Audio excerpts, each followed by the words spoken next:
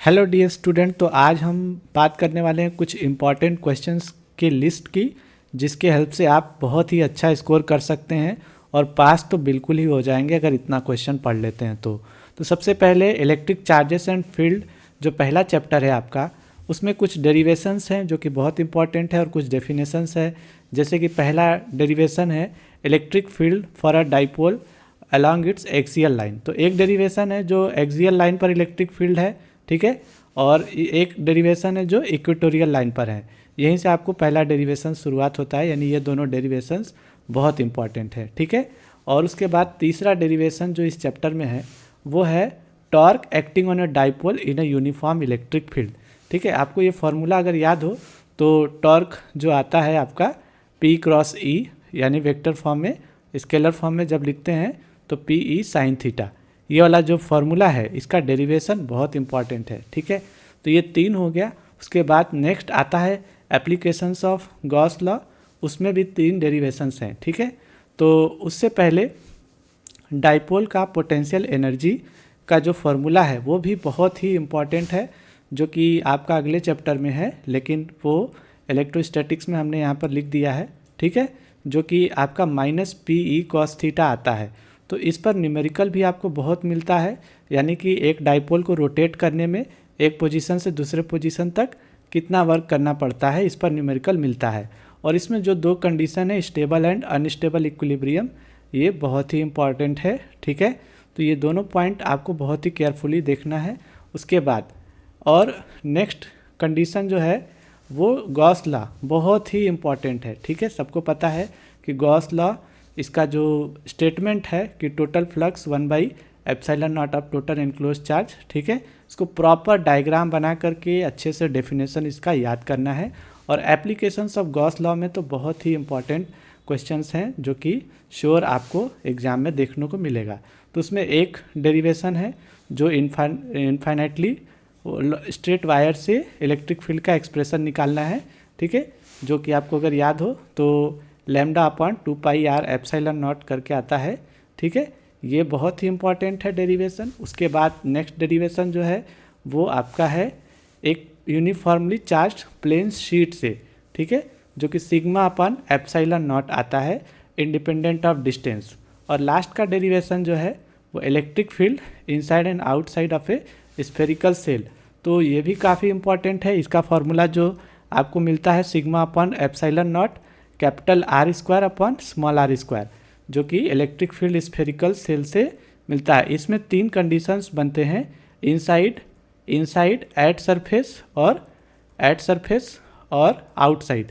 तो इन तीनों पर ग्राफ बनाना पड़ता है आपको, ठीक है। इस पूरे इक्वेशन को देख करके एक ग्राफ बनता है जो कि कुछ इस तरीके से बनता है।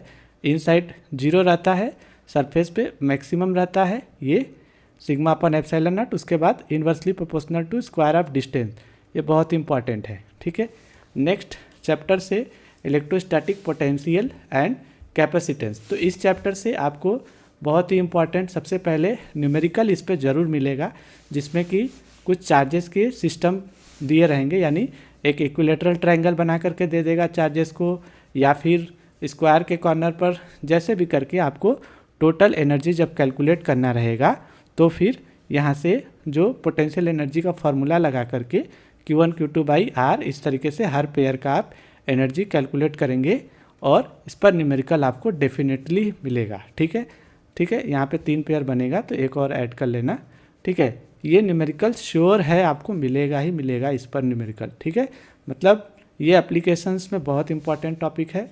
और उसके बाद अगर यही क्वेश्चन ऐसे पूछा जाए कि what amount of work will be done in setting up that system, मतलब उस सिस्टम को बनाने में जितना वर्क करना होगा वो भी सेम फार्मूले से ही कैलकुलेट करेंगे, इस पर आपको न्यूमेरिकल मिलेगा।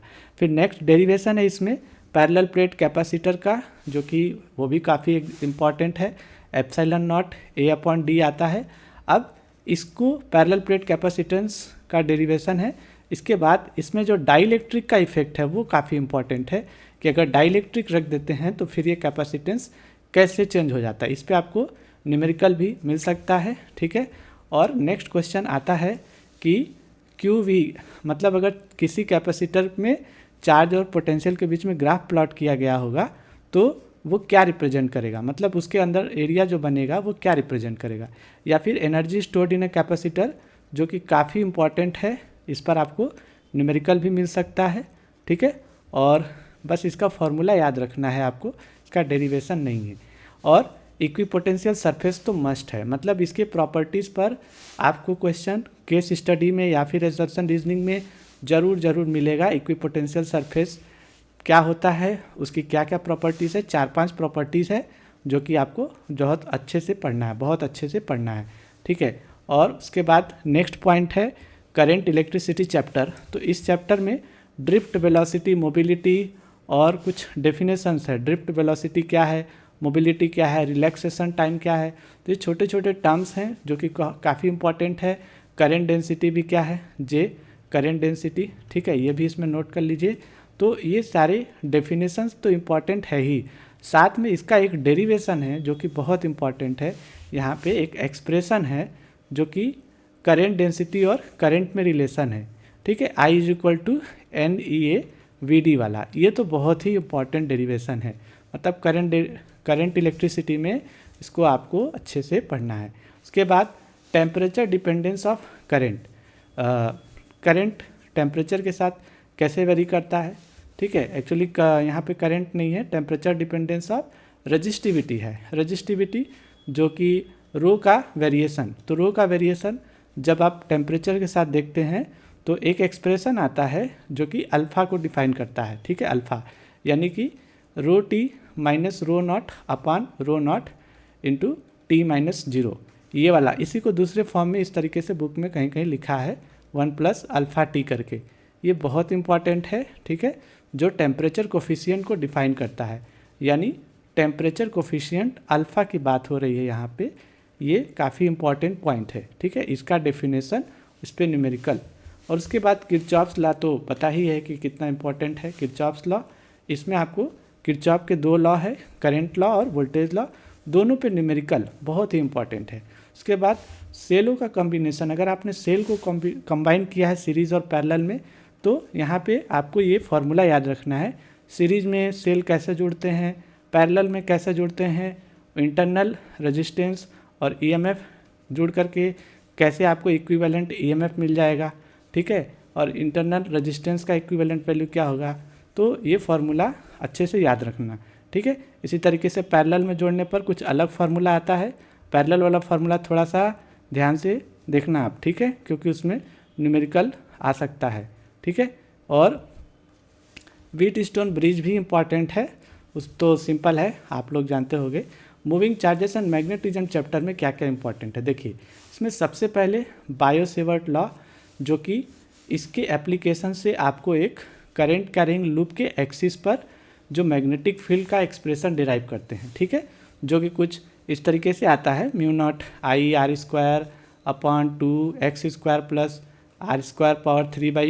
r² ऐसा कुछ आता है, ठीक है, इसको चेक कर लेना। तो यहाँ से आपको ध्यान रखना है, ये वाला डेरिवेशन बहुत ही इंपॉर्टेंट है एक्सिस पे। जैसे आप एक लूप बनाएंगे, एक्सिस पर मैग्नेटिक फील्ड का एक्सप्रेशन डिराइव करेंगे। उसके बाद एम्पियर्स लॉ और उसका एप्लीकेशन, यानी एम्पियर्स लॉ क्या है, उसका डेफिनेशन, स्टेटमेंट, उसको यूज करके एक इनफाइनेटली लॉन्ग वायर से जो आप मैग्नेटिक फील्ड का एक्सप्रेशन डिराइव करते हैं, जो कि μ0/2πr ऐसे करके कुछ आता है, μ0I/2πr। तो ये आपको ज़रूर एप्लीकेशंस ऑफ एम्पियर लॉ में पढ़ना है।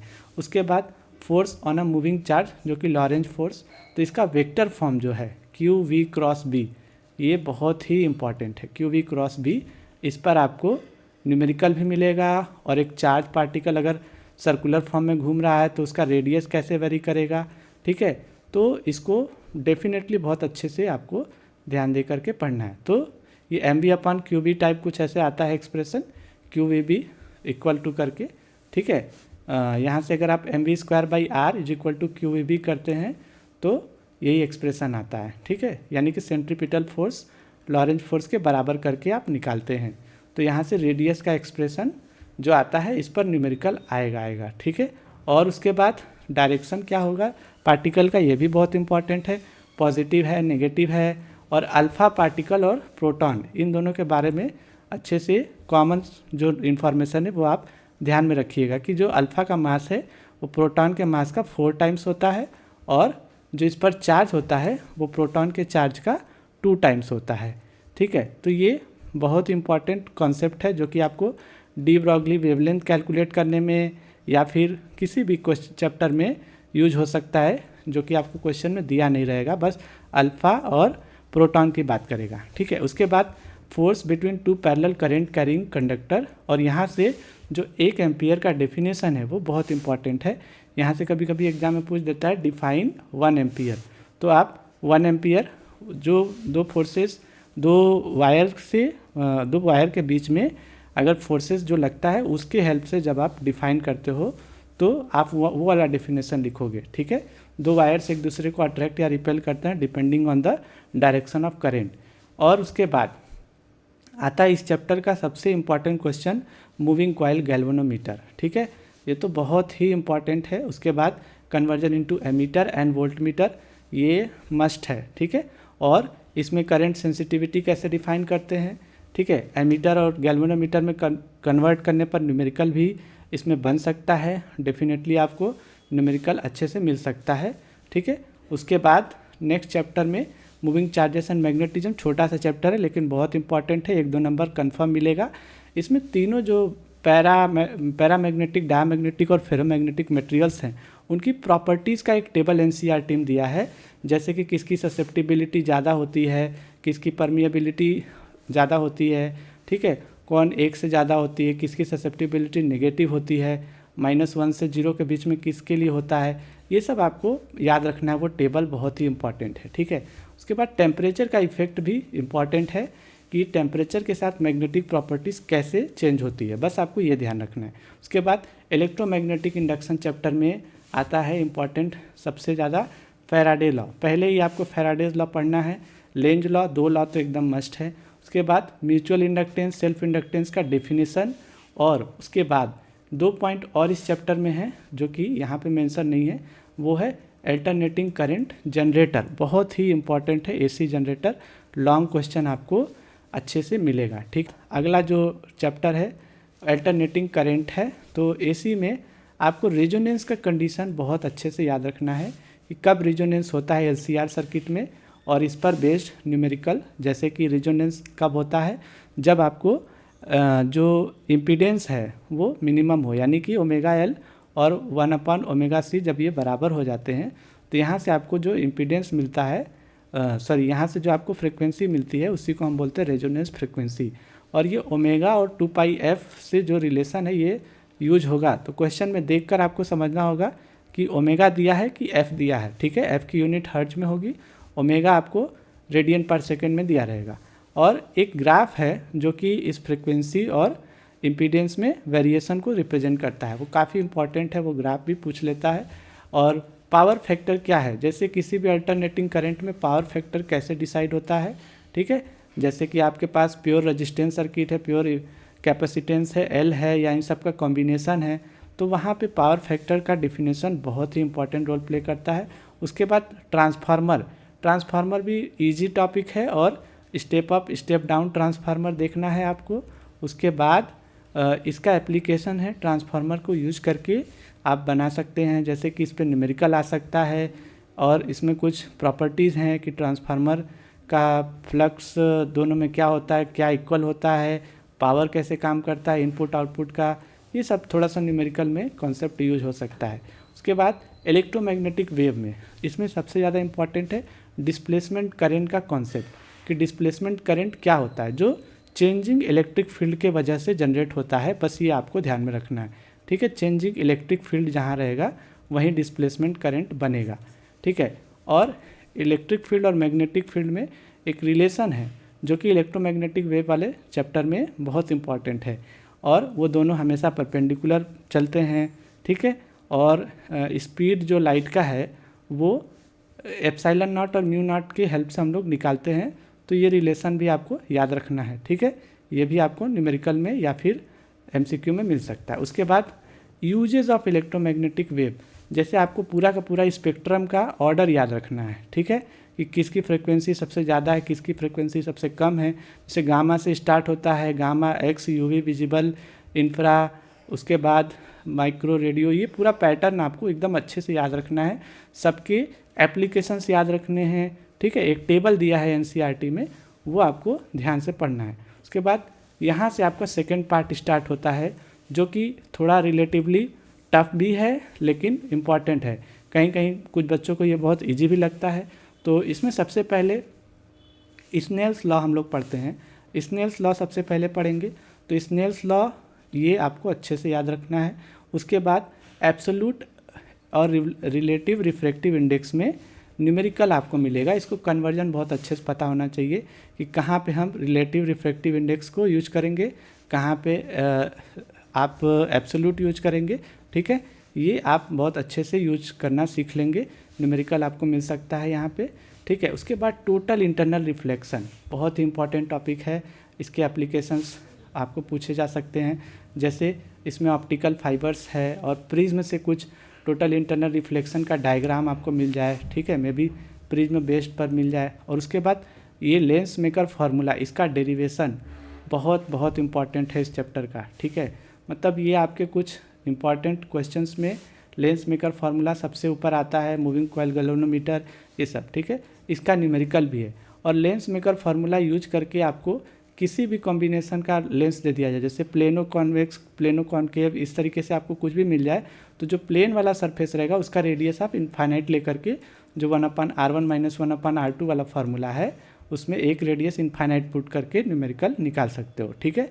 और उसके बाद लेंसेज के कॉम्बिनेशन का फार्मूला जो है कि दो लेंसेज को कंबाइन करेंगे तो इस पर न्यूमेरिकल भी मिल सकता है, काफ़ी इंपॉर्टेंट पॉइंट है। उसके बाद पावर कैसे जुड़ते हैं, पावर दोनों के ऐड हो जाते हैं कॉम्बिनेशन में, ठीक है। पावर पे न्यूमेरिकल भी मिल सकता है। उसके बाद लेंस फार्मूला और मैग्नीफिकेशन। लेंस फार्मूला वही जो आपने 10th में भी पढ़ा है, 1/f = 1/v - u, ये वाला, ठीक है। इस पर न्यूमेरिकल, इसमें साइन कन्वेंशन बहुत ही अच्छे से कॉन्सेप्ट क्लियर करना अपना। उसके बाद प्रिज्म और मिनिमम डेविएशन बहुत इंपॉर्टेंट टॉपिक है। जैसे आपने पढ़ा होगा कि रिफ्रैक्टिव इंडेक्स प्रिज्म का मिनिमम डेविएशन के टर्म में कैसे डिफाइन करते हैं, ठीक है। इसको बहुत अच्छे से समझ लेना। इसका डेरिवेशन भी इम्पॉर्टेंट है, न्यूमेरिकल भी इस पर मिलेगा। उसका डायग्राम बनाना सीख लेना अच्छे से। उसके बाद दो तो इस चैप्टर के बहुत इंपॉर्टेंट क्वेश्चंस, जिसमें कि कंपाउंड माइक्रोस्कोप, रिफ्रैक्टिंग टेलीस्कोप और उसके बाद मैग्नीफिकेशन सबका फॉर्मूला, ठीक है। इसका image formed at D and infinity, इसमें दो कंडीशन पे मैग्नीफिकेशन का फार्मूला लिखना है, वो आपको अच्छे से याद होना चाहिए। फिर लास्ट में आता है वेव ऑप्टिक्स। वेव ऑप्टिक्स शुरुआत करते हैं तो सबसे पहले Huygens principle, very very important, यहाँ कॉन्सेप्ट ऑफ वेव फ्रंट। उसके बाद इसका यूज करके आप हाइजेंस वेव थ्योरी का यूज करके रिफ्लेक्शन और रिफ्रैक्शन दोनों ही मोस्ट इम्पॉर्टेंट है, एक ना एक आपको मिलता रहता है। और इसका डायग्राम बनाना अच्छे से सीख लेना और इसके हेल्प से आप दोनों प्रूफ करना सीख जाओगे। उसके बाद ये स्नेल्स लॉ भी प्रूफ कर सकते हो, यानी रिफ्रैक्शन प्रूफ करने का मतलब है स्नेल्स लॉ ही प्रूफ करना। उसके बाद यंग्स डबल स्लिट एक्सप्रेशन, इसमें जो फ्रिंज विड्थ का एक्सपेरिमेंट है ना, फ्रिंज विड्थ का जो एक्सप्रेशन है, ठीक है, बीटा = λ D/d, ये वाला जो है इस पर सिंपल सा फॉर्मूला है, इस पर न्यूमेरिकल आता है। सारे टर्म्स को अच्छे से क्लियर रखिएगा, ठीक है, तभी आप इसको कर पाएंगे। और उसके बाद डिफ्रैक्शन में आपको याद रखना है कि कैसे डिफ्रैक्शन पैटर्न बनता है, इंटेंसिटी कैसे वेरी करती है, सेंट्रल मैक्सिमा क्या होता है सेकेंडरी और प्राइमरी में, मतलब सेंट्रल मैक्सिमा के बाद सेकेंडरी मैक्सिमा क्या होता है, सेकेंडरी मिनिमा क्या होता है, ये सब पैटर्न डिफ्रैक्शन का। और इंटरफेरेंस में सेम पैटर्न हर जगह पे ब्राइट अल्टरनेट मिलता है, ठीक है। ये आपको अच्छे से इनमें डिफरेंस भी पता होना चाहिए। फिर dual nature of radiation and matter वाले चैप्टर में तो कुछ डेफिनेशंस है, जिसमें कि थ्रेशोल्ड फ्रिक्वेंसी है। सबसे पहले थ्रेशोल्ड फ्रिक्वेंसी की बात करेंगे। थ्रेशोल्ड फ्रिक्वेंसी और वर्क फंक्शन, ये सब डेफिनेशंस है, इस पर न्यूमेरिकल भी आपको मिलेगा। और फोटो इलेक्ट्रिक इफेक्ट क्या, स्टॉपिंग पोटेंशियल का कॉन्सेप्ट क्लियर होना चाहिए बच्चों, बहुत कन्फ्यूजन करता है, बहुत सारे न्यूमेरिकल्स आप गलत करते हैं स्टॉपिंग पोटेंशियल से रिलेटेड। और उसके बाद ग्राफ जो यहाँ पे है इस चैप्टर में, वो सारे ग्राफ इस चैप्टर के बहुत इंपॉर्टेंट है, जो कि आपको एक ही इक्वेशन से इंटरप्रेट करना है, ठीक है, कि जो work function plus kinetic energy max, यहाँ से आप इसको कन्वर्ट करके कई फॉर्म में इसके ग्राफ बनाते हैं, ठीक है। उसके बाद यही आइंस्टीन फोटो इलेक्ट्रिक इक्वेशन भी है जो कि बहुत इंपॉर्टेंट है। और de Broglie relation lambda is equal to h/mv, ये आपको मोमेंटम और वेवलेंथ में रिलेशन बताता है, ठीक है। तो याद रखना डी ब्रॉगली इक्वेशन हमेशा पार्टिकल्स पे अप्लाई होगा, ये फोटोन के लिए नहीं है। जैसे फोटोन में केवल और केवल फ्रिक्वेंसी होगी तो फोटोन की एनर्जी केवल और केवल h से दी जाती है, ये याद रखना। इस फोटोन का कोई मास नहीं होता है, तो हमेशा काइनेटिक एनर्जी की बात फोटोन के लिए नहीं करेगा, केवल फोटो इलेक्ट्रॉन के लिए करेगा, मतलब जो इलेक्ट्रॉन्स एमिट हुए हैं। उसके बाद नेक्स्ट चैप्टर आता है एटम्स। तो एटम्स वाले चैप्टर में अल्फा स्कैटरिंग एक्सपेरिमेंट बहुत इंपॉर्टेंट है। इसका डायग्राम, जिसको कि एक और नाम से हम लोग पढ़ते हैं GM, मतलब गाइगर मास्टेन एक्सपेरिमेंट है, ये भी आप देख सकते हो। इसका केवल डायग्राम याद रखना है और इसमें क्या क्या कंक्लूजन थे, क्या क्या रिजल्ट मिले, उसको पढ़ना है। फिर बोर्स मॉडल के 3 पोस्टुलेट हैं, ठीक है, तीनों के तीनों बहुत इंपॉर्टेंट है। 3 पोस्टुलेट में बोर्स मॉडल ख़त्म हो जाता है, ठीक है।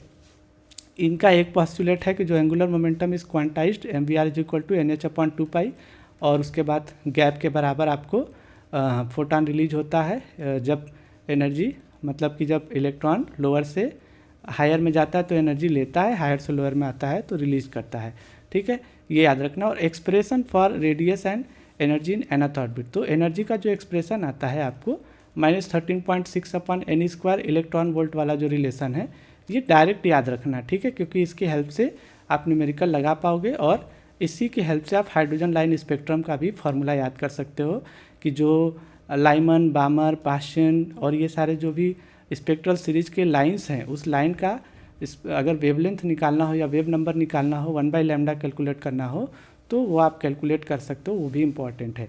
उसके बाद न्यूक्लियाई वाले चैप्टर में एक एक्सप्रेशन है कि जो रेडियस है वो एटॉमिक नंबर के 1/3 के पावर के प्रोपोर्शनल होता है, एटॉमिक वेट के, ठीक है, तो ये भी इम्पॉर्टेंट है। और इसमें कुछ डेफिनेशंस है जो कि आपको 1-2 नंबर के क्वेश्चन में ज़रूर मिलेंगे, जैसे मास डिफेक्ट क्या होता है, बाइंडिंग एनर्जी पर न्यूक्लियन क्या है, और उसके बाद इसका वेरिएशन कैसे होता है मास नंबर के साथ। जो एक ग्राफ है ना, जो इस तरीके के ग्राफ एक दिया है, जो थोड़ा सा यहाँ पे फिर आयरन का सबसे ज़्यादा स्टेबिलिटी मिलता है, ये बहुत इंपॉर्टेंट है, binding energy per nucleon versus atomic weight का जो ग्राफ है, ठीक है, इसको आप बहुत अच्छे से ध्यान में पढ़ना। उसके बाद 2 छोटे छोटे टॉपिक्स हैं, न्यूक्लियर फिजन और फ्यूज़न, इनका डेफिनेशन और एग्जाम्पल।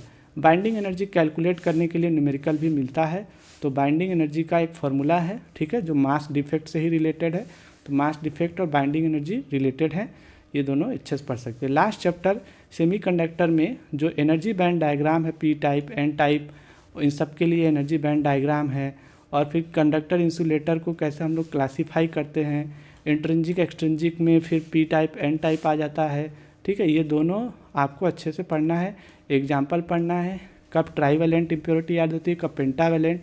उसके बाद PN जंक्शन डायोड बहुत ही इंपॉर्टेंट है, डिप्लेशन रीजन कैसे बनता है, पोटेंशियल का ग्राफ कैसे वेरी करता है, ठीक है, बैरियर पोटेंशियल क्या होता है, फॉरवर्ड बायस और रिवर्स बायस में कैसे वो बढ़ जाता है, घट जाता है, ये आपको अच्छे से पढ़ना है।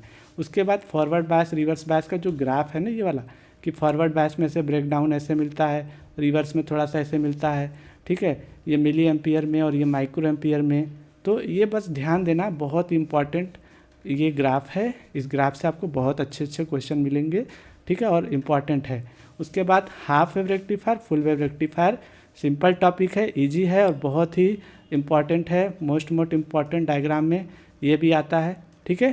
तो बस बाकी एंड करते हैं। थैंक यू बच्चों, अच्छा लगा वीडियो तो लाइक कर सकते हैं और चैनल को सब्सक्राइब भी कर सकते हैं। Thank you.